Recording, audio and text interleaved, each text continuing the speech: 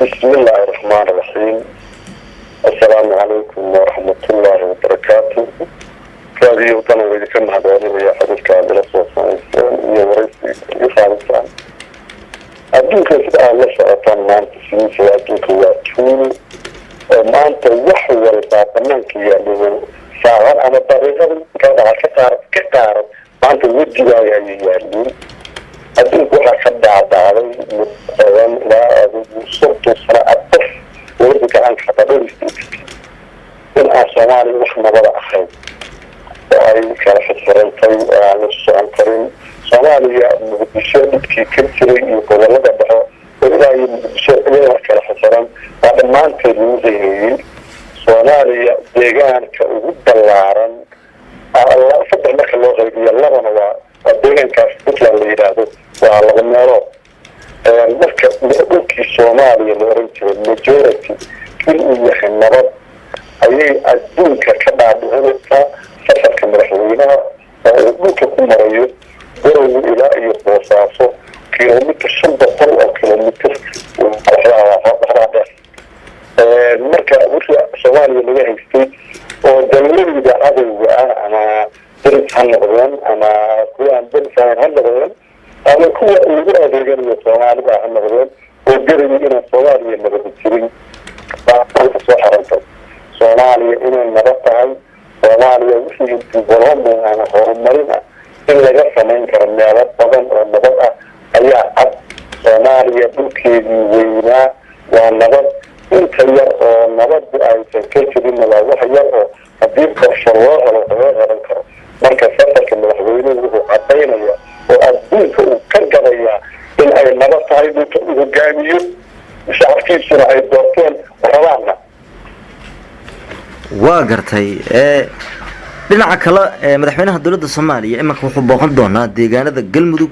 sida xubno ka tirsan wafdiga madaxweynaha inoo sheegeen oo socdaalkiisa uu u bilaabo doono Britain wixii ka dambeeya booqashada deegaanada Galmudug oo maamulada ahlu sunna iyo Galmudugna imanka ay midoobeen socdaalka madaxweynaha muxuu ku soo kordhin karaa xaaladda siyaasadeed ee Galmudug iyo ahlu sunna oo dhawaan mid laga dhigay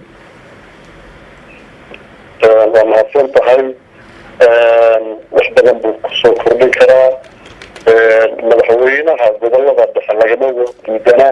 majority dadka gobolada dhexe waa sababta taageerayaal bay leeyihiin shakhsiyaad siyaasiyiin oo gobolada dhexe kasoo jeeda baa waxa lagu waraaminayaa inay madaxweynaha kasoo horjeedaan oo ay kaba dambeeyaan xataa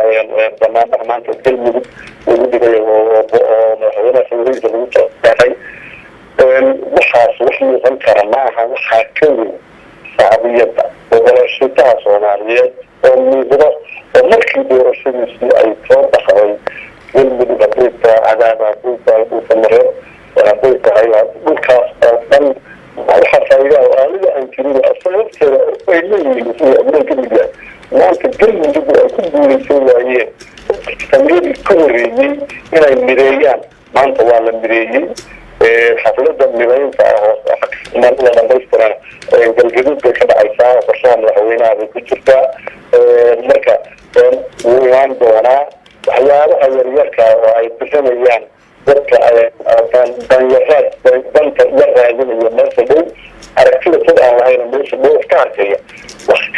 ma yeeli karaan gobolada safarka madaxweynaha madaxweynuhuna waa utagaya ilaa iyo dhuusanreed ilaa iyo jiraa inuu socdo وطن الزمراني جيران وحبهم سنة جيران ولا إنت بشيء توري كتير حضروا يطيكرا صارت أو حاجين كرا حاجبني صار في صوماليات من أي برنامج جانبية جانب كيس أي ولد ذلك يجي ما دام وكم يستدعي كل شيء يقدرني بس كان كلاته إلى الله هو أصبح كلا إلى جيران إلى ما شاطرنا طبعا بيصعد هي Soomaaliya bisiraadaan hadde biyasada waxaa laga madaxweynaha iyo muujada la socda marka dhowr safar oo ka jiraan noqon karaan arrintaasna wax weyn uu kusoo kordhin karaa hataa kuwii xilka ahayo dadka ku adeeganayay ayaa muudanaya dadka ay ku adeeganayeen markay arkaan in ayan qaadi karin dadkaana waxba dhexdooda ka samayn karin waxay keeni kartaa inay iyagu rufada xamuustooda isbuuqaan